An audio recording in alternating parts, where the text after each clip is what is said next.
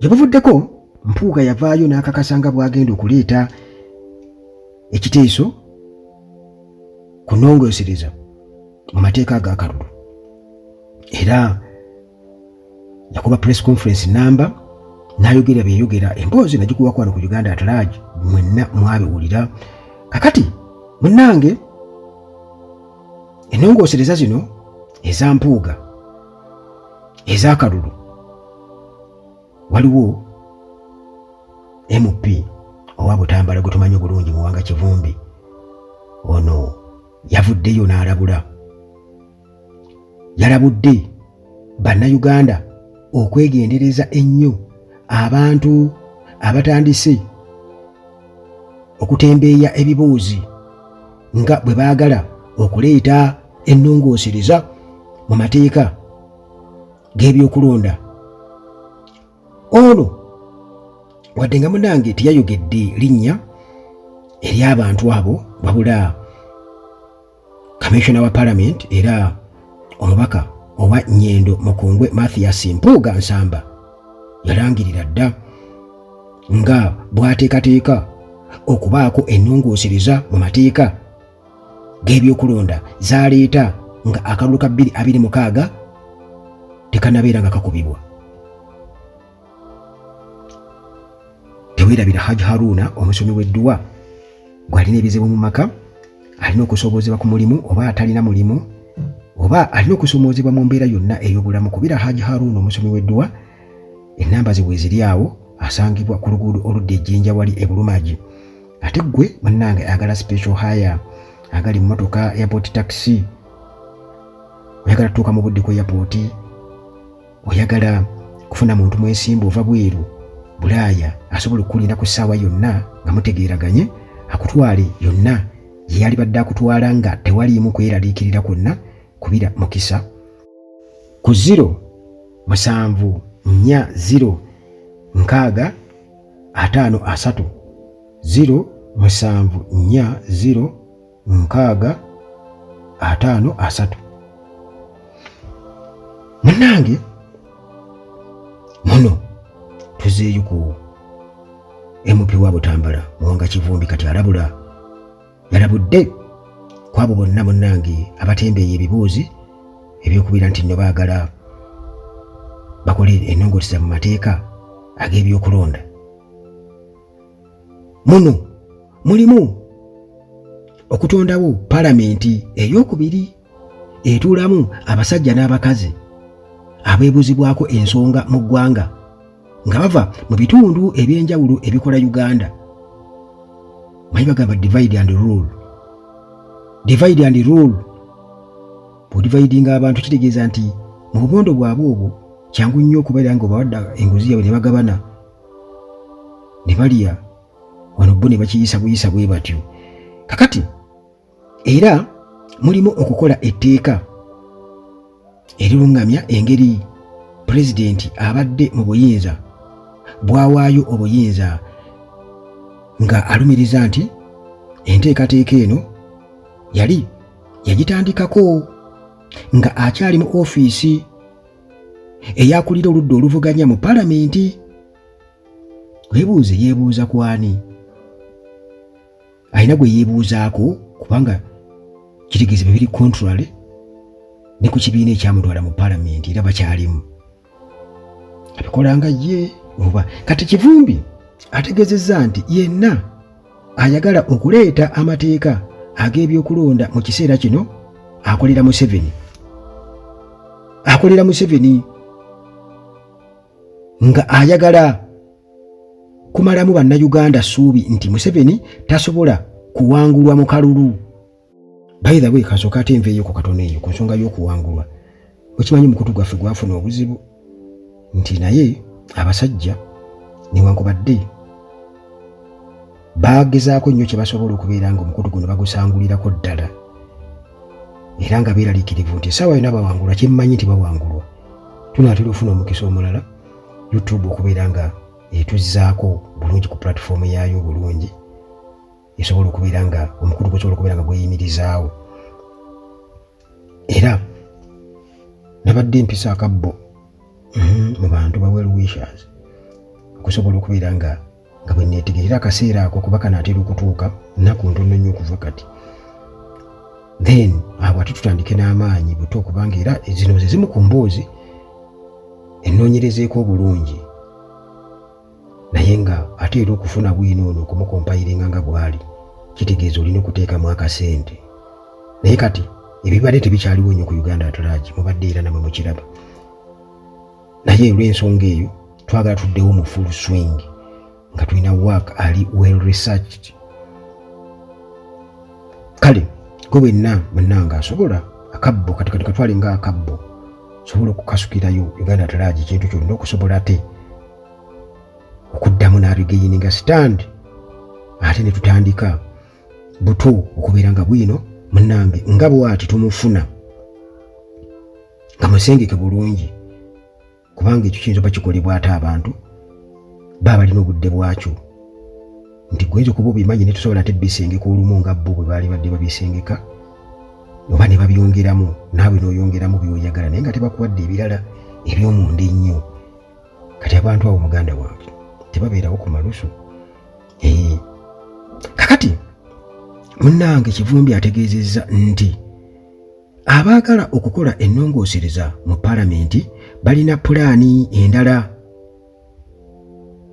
okukolera Gen. Muhoozi ekkubo kubanga bakimanyi bulungi nti Museveni bw'aviira mu ntebe ye yalina okuddamu kwegamba Museveni bw'aviira mu ntebe Muhoozi yalina okudda mu ntebe mu kifo kye kimu nga y'ensonga lwaki baali batandise ebiboozi ebyokulondera pulezidenti mu paalamenti ng'ababaka be bamukubako akalulu bokka. Ono akkiriza nti Muhoozi ebitongole bya gavumenti byonna eby'enkizo nga ataddeyo abantu be balowooza nti bagenda munnange kumuyambako okunyweza entebe nga y'ensonga lwaki basajja bakulu nga ye tebasobola munnange kukkiriza kuwummula byabufuzi ku ssaawa eno balina okusigala mu paalamenti balwanyise ebigendererwa bya Muhoozi ne Museveni okufuula Uganda obwakabaka bwa Museveni ne famire ye. Manyi oli omusobola okubeera nga mulaba obwakabaka bwa Buganda bulina obuzibu bw'oliawo nga babutwalira mu nkwawa kumbe nabali nabo ate kye baagalira okuteekawo ate kye baagala okuteekawo ate bakigabira abalala. Ekyo naawe olaba nga tekijja. Kati wiiki ewedde Gen. Muhoozi mu butongole yasiibudde mukwano gwe Kate Hery abadde omubaka wa Bungereza mu Uganda. Ensonda zaategeezezza nti akafubo kano okusinga katambulidde ku nkolagana ya Uganda ne Bungereza nga Kate takyali mu Uganda. Gavumenti eya Ssaabaminisita wa Bungereza omujja Sir Keir Starmer yalonda Lisa Chesney okudda mu kifo ekya Kate eyalangirirwa okudda e Bungereza okuweebwa emirimu emirala.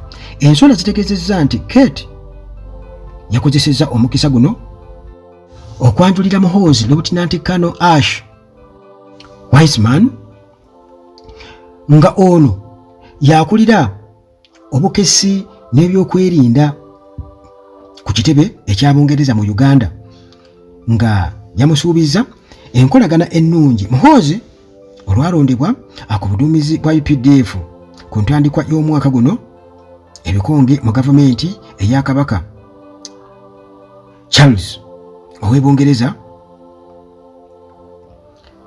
okwali ne Sir General Admiral Tony Radakin omuduumizi w'amagye ga Bungereza bamuweereza obubaka obumuyozaayoza. Ensonda mu batunuulizi ab'ebyobufuzi bakakasa nti Abangereza abasalawo ennyo ku pulezidenti wa Uganda balina essuubi ddene mu Muhoozi nga yensonga lwaki Speaker Among bwe yalaga ebigendererwa ebyokuvuganya ku bapulezidenti nti baali bakambwe gyali ne bamusaako ne natti nga takkirizibwa kulinnya kigere ky'Ebungereza ne mu mawanga mikwano gyabwe okugoba abaana be abaali basomera mu masomero gaabwe n'okuwamba ebibogagga bye ebitootogana ng'obukolwa ebiri eyo mu buwumbi. Muhoozi amagye yagasomera Bungereza mu ttendekero era Royal Military Academy Sandhurst. Bakomando abakuuma ensi gye batendekebwa nga olwavaayo yeeyongerayo mu Amerika ne Misiri. Ssaabawandiisi wa Patriotic League of Uganda omubaka David Kabanda yasaba General Museveni akkirize nti Entebbe emuzitooyeeko nga takyasobola munnange kubaako kyatereeza naddala okulwanyisa enguzi, akkirize awumuze General Muhoozi mu magye asobole okuvuganya ku bapulezidenti mu 2026. Omubaka wa Bbaale mu Paalamenti Charles Tebandeke ategeezezza nti okwekalakaasa abavubuka kwe baabaddemu nga bawakanya enguzi mu Paalamenti ekigendererwa kyakwo kyabadde kwetunda mu bantu bamanyike basobole okuvuganya ku bubaka bwa Paalamenti mu kalulu ka 2026. Era ono yannyonnyodde nti Paalamenti bonna ababaka abalimu toboolyawo si bali banguzi, nga yeewaddeko ekyokulabirako nti yawandiikira kaliisoliiso wa gavumenti Betty Namisango Kamya nga ayagala amunnyonnyole watuuse mu lutalo olw'okulwanyisa enguzi, wabula nga akyagaanye okubeera nga addibwamu. Bagamba eyo ndowooza y'ababaka abo abamu bali mu Paalamenti nti oboolyawo bano abalesewo kampeyini eno eya March to Parliament mbu baagala abantu babalabira eddala mu kalulu ka 2026, baagala kwetunda mu bantu. Kati era nga bwe tukimanyi bulungi nnyo nti n'abazungu nabo tebeesigika nti bo tebasobola kwetemerako ttaka 100 ku 100 tebeeziike, babeeraawo ekigere ekimu kiri n'ekirala kiri eri. Kugamba bo batenga advantage okusinza ku situation nga bw'ebeekoze eki nga bw'ebizze. Yensonga lwaki okiraba nti era ensonda ziraga nti bo era bakulaga ne Muhoozi bakukuta naye era ne bamuweza n'obubaka obumuyozaayoza mu buli nsonga yonna, ekitegeeza nti gwe Munnayuganda mpuliriza bagamba nti lw'oyalwamu nnyindo olwekuula wekka, kitegeeza nti nnyini mufu yakwata ewawunya, bali bannampa wengwa. Era gwe bwe boogize era nga bo bakyusa balinga nawuluvu, boogera booti nga nabo bakyusa bagenda nakiriwo. N'olw'ensonga eyo mulina okubeera nga mwebeereramu. Naddala bwe muba nti muloota ku kununula eggwanga lino, muleke kuddira ate essuubiramu lyonna kuliteeka sayidi emu kulowooza nti bwe tugira bwe tuti gwe asookerwako era omutima ogwo gwe weezimbemu nti gwe teri mulala.